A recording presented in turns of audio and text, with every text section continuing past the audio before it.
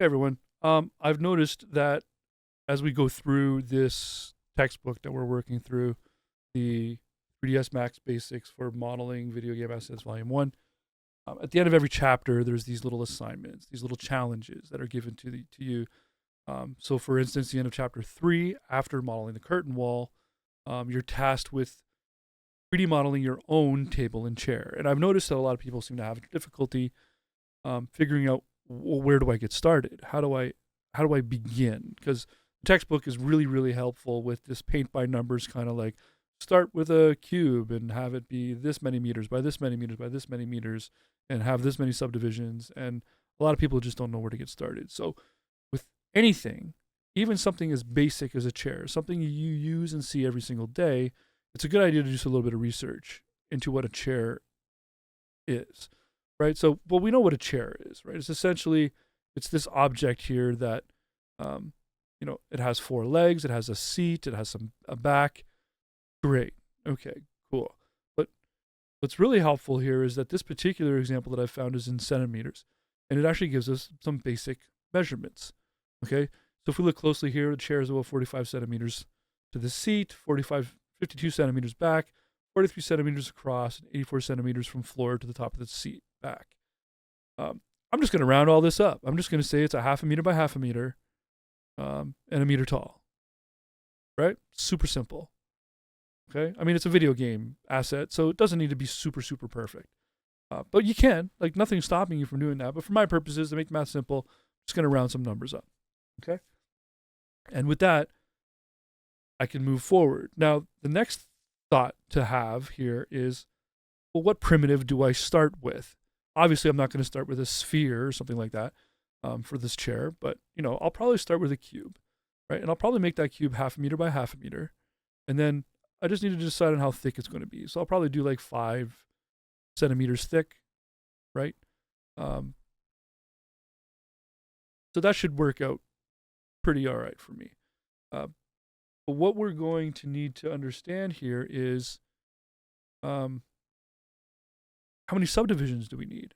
Well, if we look closely at the seat part, we got 4 legs that are coming out of it, and those 4 legs are pretty far out onto the corners of that that seat. So I'm going to want enough subdivisions so that I can get some nice squares out of the corners that I can easily just base select, extrude down some legs. And probably the same goes for the back of the chair, right? I'll just grab that back row or the back corners and I'll extrude up to make the back of my chair. Okay. So if we think about it, I'm going to need more than like just a center subdivision. Probably going to need like, I don't know, maybe 5 by 5 at least. So like 5 squares, 5 squares. So like that would be 4 subdivision by 4 subdivisions. In order to get some corners out of those legs. So allow me to demonstrate making a chair real quick, okay? So we'll just pull this aside, and I'm going to keep that reference off to my side here. I'm just going to keep looking at it. So I always can keep in mind what my objective is, regardless of, how familiar I am with chairs and sitting. So as I said, I'm going to start with a box. We're just going to start with a basic box here, okay? And now, as I pointed out before, we're going to start with a length and width of half a meter. So that's 0.5 meters by 0.5 meters. Okay. And then the height, I said it was going to do about 5 centimeters,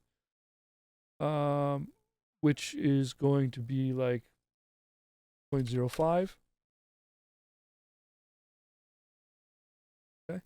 And then height segments, I don't really need any. I'm just going to leave it at 1. Okay. But I believe I was saying something about 4 by 4 at least.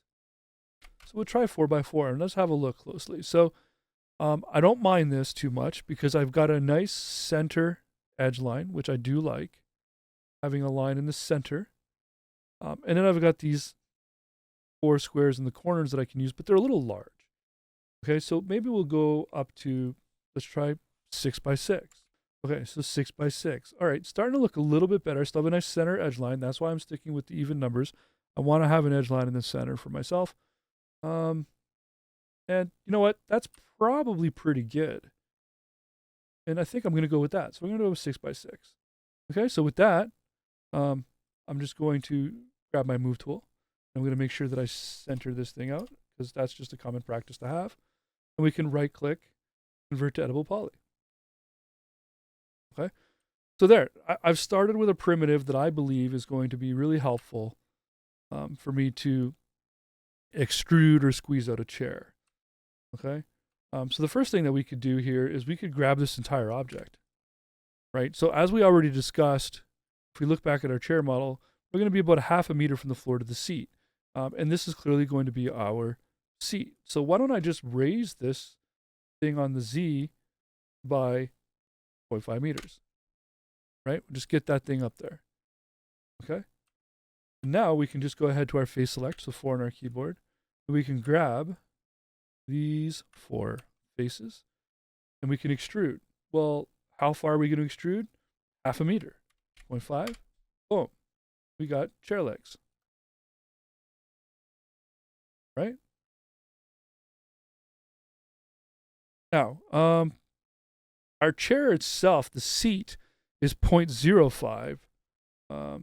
So actually, if we really wanted to, if we're thinking about it, we can do an extrusion of, instead of 0.5, we can do it 0.45, which should get us right even with our grid. Just about, anyways. Okay. So now with the 0.5 of the seat thickness plus the leg, we got 1/2 meter to the seat. Okay. Well, now our seat needs a back. Well, no problem. We can grab these 2 pieces here. Okay. And then we could extrude this the same 0.45. And now we've got a handy dandy back similar to our chair here. Okay. But now if we look now, we need a little bit of detail on this thing, right? Because we got, this chair has this like neat little bend in the back of the seat, and then it's got these support pieces that go across. So we're going to need some more geometry on these uprights we just extruded in order to get that look. So what we're going to do is we're going to switch to our edge select, and we're going to scroll down to our slice plane. We're going to turn on slice plane.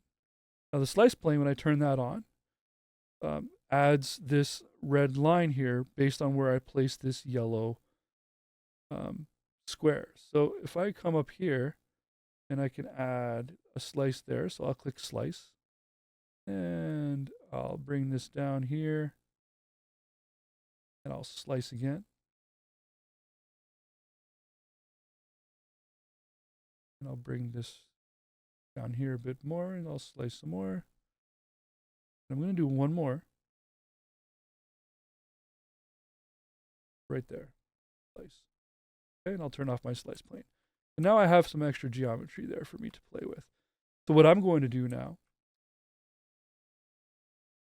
is I am going to do what's called a inset. So I'm going to need my face select. I'm going to select these 4 faces. Okay, and I'm going to collect on the inset. Let's do like a 0.01. Yeah, that's better. But a 0.01 inset.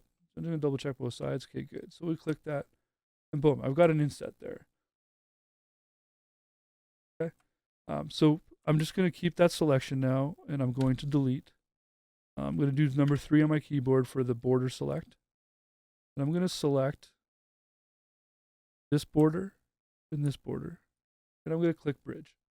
Boom. Bridge. And I'm going to select this corner and this corner. I'm going to select bridge. There. Okay. And now we've got the nice little back. And now if I wanted to put a little bit of a lean in it, I mean, I could just do a group selection like this. I'm just going to grow that selection once. I'll switch to my rotate, and I'll just rotate just a hair. Switch to move. I'll bring it back ever so slightly like this. And there you go. We've created a chair. It's not a precise, right? But I use this as my inspiration, and I've created something similar to what the reference I had was. And it's that simple. I have a halfway decent chair. you can go around and very easily add some detail of your own. Okay, but you start out with the right primitive, the right foundation. You get the basic shape out there, and then you can work at getting your chair together. Okay.